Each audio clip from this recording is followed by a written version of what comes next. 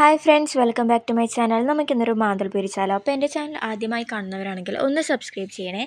ഞാനിതൊരു ബൗളിലേക്ക് ഇഞ്ചി, വെളുത്തുള്ളി, പെരിഞ്ചീരകം ചതച്ചതിട്ട് കൊടുക്കുന്നുണ്ട്. ഒരു അര ടീസ്പൂൺ മുളക് പൊടി ഇട്ട് കൊടുക്കുന്നുണ്ട്. ഒരു 1/4 ടീസ്പൂൺ മഞ്ഞൾപ്പൊടി ഇട്ട് കൊടുക്കുന്നുണ്ട്.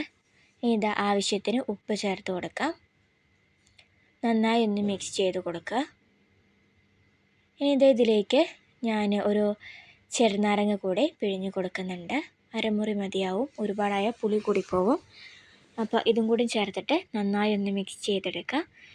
അപ്പോൾ എൻ്റെ കയ്യിലുള്ളത് വലിയ മാന്തളാണ് കേട്ടോ. അപ്പോൾ അതുകൊണ്ട് ഞാനതൊന്ന് കട്ട് ചെയ്തിട്ട് ചെറിയ പീസസ് ആക്കിയിട്ട് ഞാൻ മാറ്റിയിട്ടുണ്ട്. അപ്പോൾ ആ മാന്തളി മസാലയിലിട്ട് കൊടുത്ത് ഒരു 10 മിനിറ്റ് റെസ്റ്റ് ചെയ്യാൻ വെക്കുന്നുണ്ട്.